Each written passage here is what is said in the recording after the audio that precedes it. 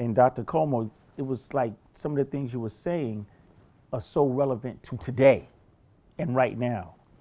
So my topic for you today, that I would like to represent to you today, is Black scholars, Black students, Black studies, and the salvation of Black people.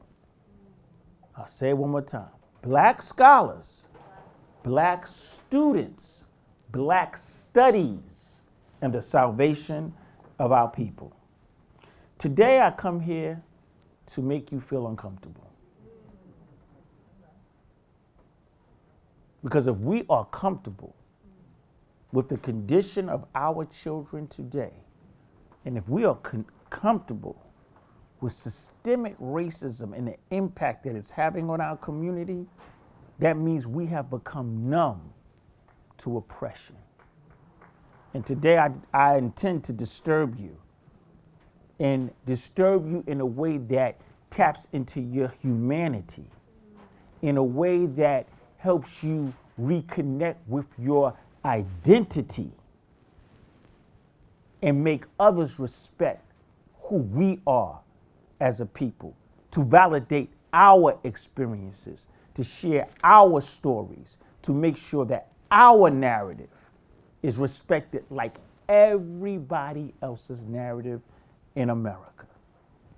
So, one of the things that I want to talk to you about, and this subject has been bubbling in me. I've told some of my close friends.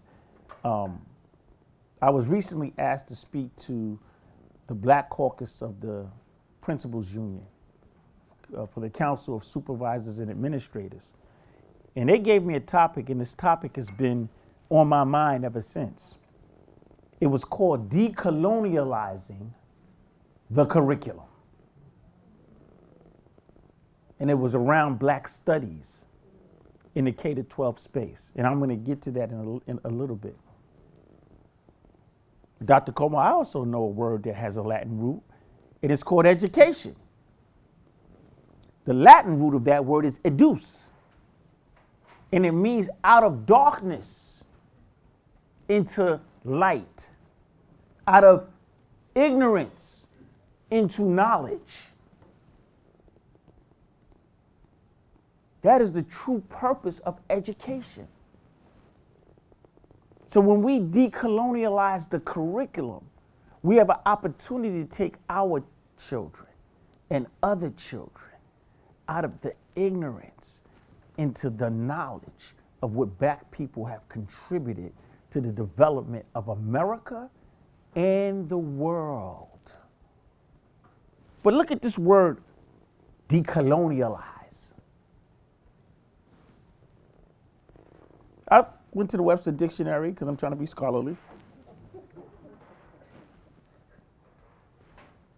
Colonialism, a nation or a state that takes control of a people or area as an extension of state power.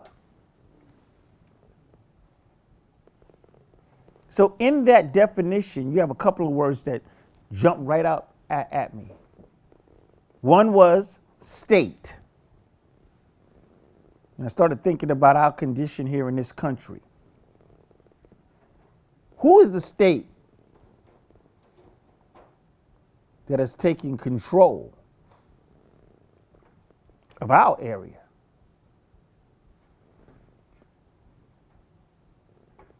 The other word was power. That when you talk about colonialism, you're talking about power. It's a power construct. So when we talk about decolonializing the curriculum, we're talking about power. We're talking about the third word, control. We're talking about having the power to take back the control of what is being fed to our children as history.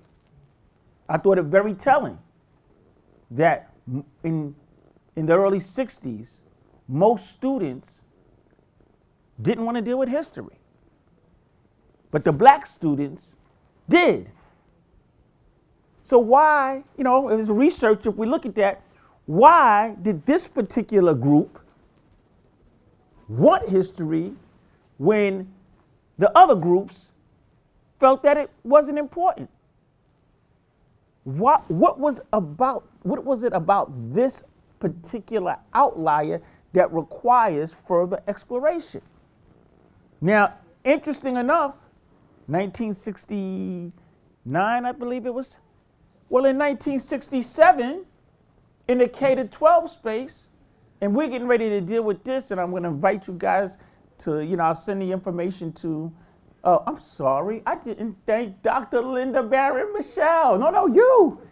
Yes, we're going to send it to you for you to share out to everyone this program that deals with 1967 and the African American Teachers Association in New York City, leading you up to the Ocean Hill Brownsville case, where there was a fight for, there goes that word again, control and power to be able to educate our children, decolonializing the curriculum. I want to also say that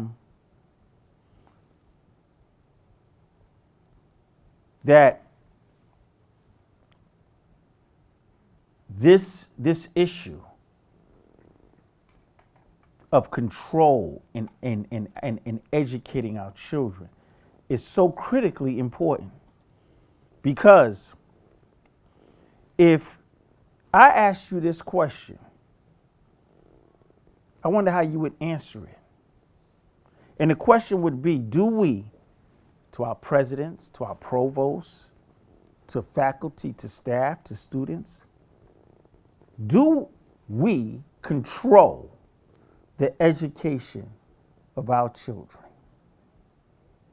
It's a deep topic. I'm sitting here, I'm looking at my friend who I just met, chair of the education department here at York College. Let's give her a round of applause. And I'm sorry, I want to make sure I say her name right.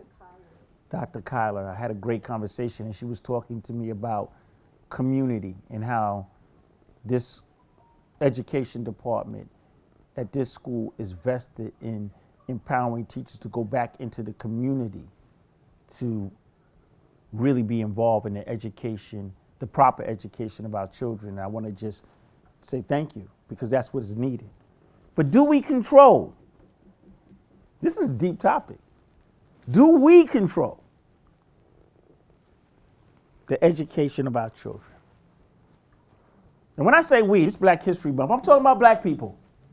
Do black people control the education of our children?